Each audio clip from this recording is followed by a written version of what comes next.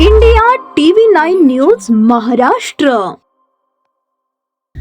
खिशातून पडलेला मोबाईल उचलण्यासाठी दुचाकीवरून खाली उतरलेल्या युवकास भरधाव कारने धडक दिली. त्याचवेळी रस्त्याच्या कडेला मोटरसायकलवर थांबलेल्या त्याच्या 2 मित्रांनाही कारने जोरदार धडक दिल्याने झालेल्या भीषण अपघातात दोघांचा मृत्यू झाला असून एक जण गंभीर जखमी झालाय.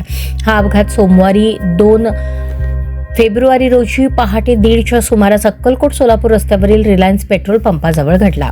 मृतांची नावे संदीप भैरवनाथ बंडगर आणि बाळू अंबाराम जंगले, दोघेही राणा सिंदखेड, तालुका अक्कलकोट अशी आहेत. ज्ञानेश्वर बळी जाधव हा या अपघातात गंभीर जखमी असून उपचार सुरू आहेत. पोलीस सूत्रानुसार कार क्रमांक MH13EX 0531 हा अज्ञात चालक भरधाव वेगाने येत होता.